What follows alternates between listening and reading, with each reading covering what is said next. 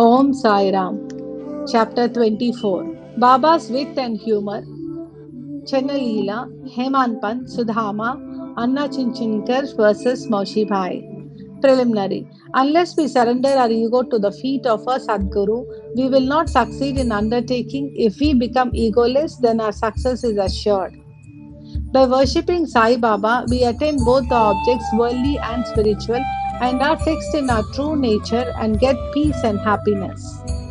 Therefore, those who want to accomplish or gain the welfare should respectfully hear Sai Baba's Leelas or stories and meditate on them. If they do this, they will easily attain the object of their life and get bliss. Generally, all people like wit and humor, but they do not like that jokes should be cut at their expense. But Baba's method was peculiar.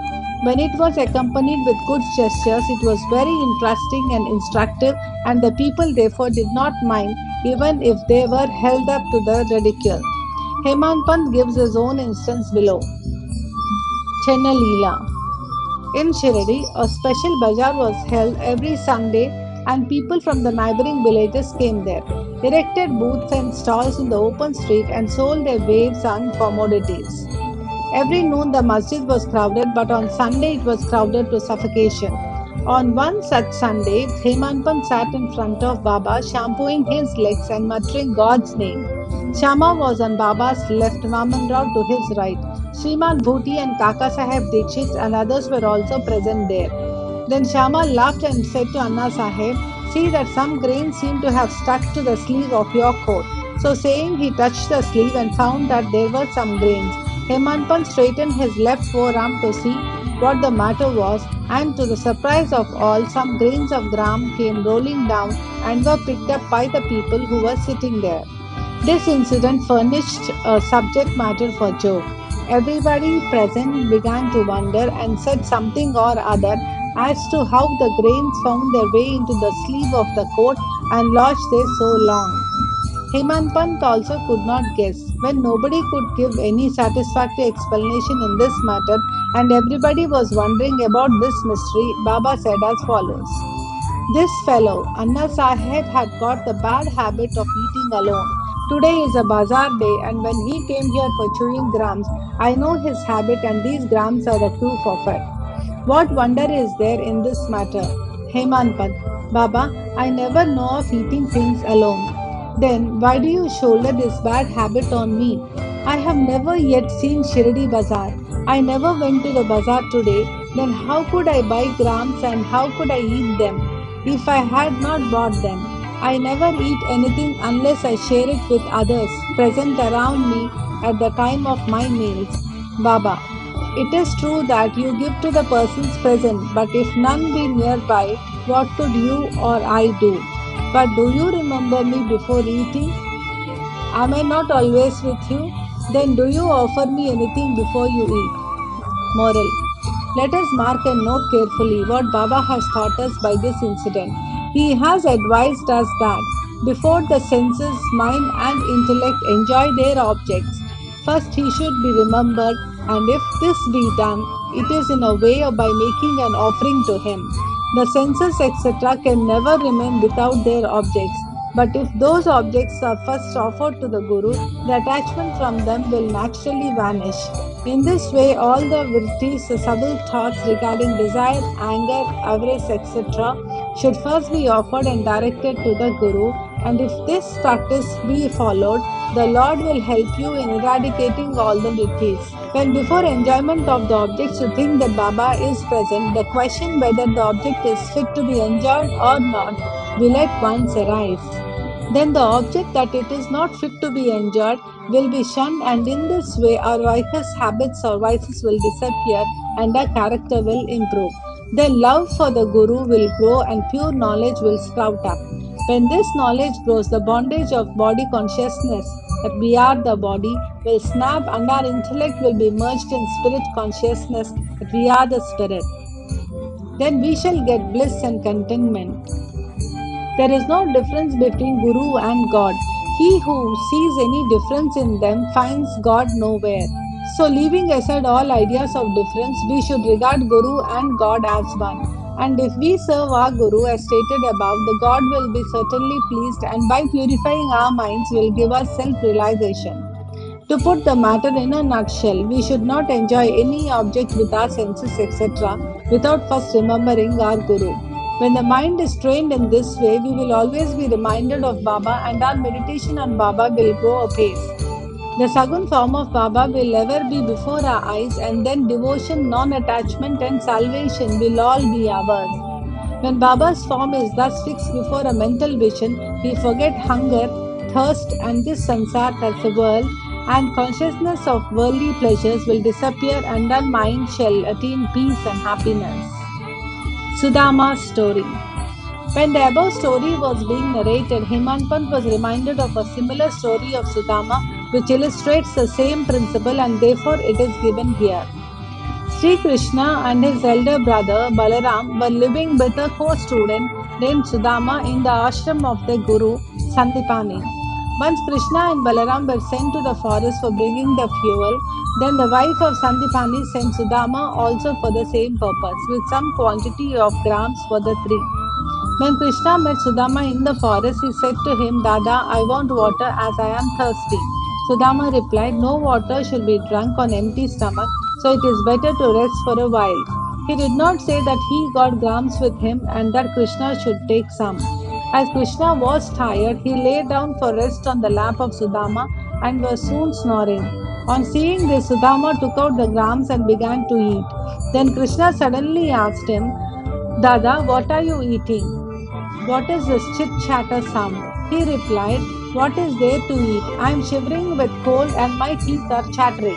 I can't even repeat Vishnu Sahasranam. Hearing this, the omniscient Krishna said, I just had a dream in which I saw a man eating things of another, and when asked about this, he said, what thus should he eat? Meaning thereby that he had nothing to eat. The other man said, let it be so. Dada, this is only a dream. I know that you won't eat anything without me under the influence of the dream. I asked you what you were eating. If Sudama had known the omniscient Sri Krishna and his Leelas, he should not have acted as he did. Therefore, he had to suffer for what he did. Though he was a chum of Sri Krishna, he had to pass his entire life in utter poverty. But when he offered Krishna a handful of parched rice earned by his wife with her own labor, Krishna was pleased and gave him a golden estate to enjoy. This story should be remembered by those who have the habit of eating things alone without partaking them with others. The Shruti also emphasizes this lesson and asks us to offer things first to God and then enjoy them after they are announced by Him. Baba also has taught us the same lesson in his inimitable and humorous way. Anna Chinchankar versus Maushibai. Hemant Pant now describes another witty incident in which Baba played a peacemaker's part. There was one devotee by name Damodhar Ganesham Babare, alias Anna Chinchankar. He was simple, rustic, and straightforward. He cared for nobody, always spoke plainly, and carried all the dealings in cash. Though he looked outwardly harsh and uncompromising, he was good natured and guileless. So Sai Baba loved him. He has willed away all his property to Sri Sai Baba Sansthan Shirdi. One day, like others, serving Baba in their own way, this Anna was shampooing the left arm of Baba, which rested on the kathak, that is a railing. On the right side, one old widow named Venubhai Kaujalgi, whom Baba called her mother and all the others called Maushi Bai, was serving Baba in her own way. This Maushi Bai was an elderly woman of pure heart. She clasped her fingers of both her hands around the trunk of Baba and was at the time massaging Baba's abdomen. She did this so forcibly that Baba's back and abdomen became flat and Baba moved from side to side. Anna on the other side was steady, but Moshibai's face moved up and down with her strokes. Once it so appeared that her face came very close to Anna's. Being of a witty disposition, she remarked, oh, this Anna is a lewd fellow. He wants to kiss me. Even being so old with grey hair, he feels no shame in kissing me. These words enraged Anna, and he pulled up his sleeves and said, you say that I am an old bad fellow. Am I quite a fool? It is you who has picked up a quarrel with me. All the persons present there were enjoying this encounter between them. Baba, who loved both of them equally and wanted to pacify them, managed the affair very skillfully. Lovingly, he said, "Oh, Anna, why are you unnecessarily raising this hue and cry? I do not understand. What harm or impropriety is there when the mother is kissed?" Hearing these words of Baba, both of them were satisfied, and all the persons laughed merrily and enjoyed Baba's wit to their heart's content. Baba's characteristics is dependency on bhaktas.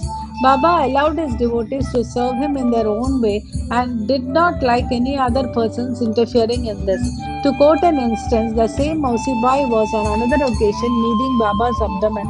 Seeing the force used by her, all the other devotees felt nervous and anxious. They said, "Oh, mother, be more considerate and moderate, otherwise, you will break Baba's arteries and nerves." At this, Baba got up at once from his seat and dashed his satka on the ground. He got enraged and his eyes became red like a live ember's. None dared to stand before Baba. Then he took hold of one end of the satka with both hands and pressed it in his hollow of his abdomen. The other end he fixed to the post and began to press his abdomen against it. The satka, which was about 2 or 3 feet in length, seemed all ready to go into the abdomen, and the people feared that the abdomen would be ruptured in a short time. The post was fixed and immobile, and Baba began to go closer and closer to it and clasped the post firmly. Every moment the rupture was expected, and they were all dismayed, did not know what to do, and stood dumb with wonder and fear. The other devotees wanted only to give a hint to the Maushi Bai to be moderate in her service and not cause any trouble or pain to Baba. They were surprised to see that their well intentioned effort had resulted in this crisis, and they could do nothing but to wait and watch. Fortunately, Baba's rage soon cooled down. He left the satka and resumed his seat.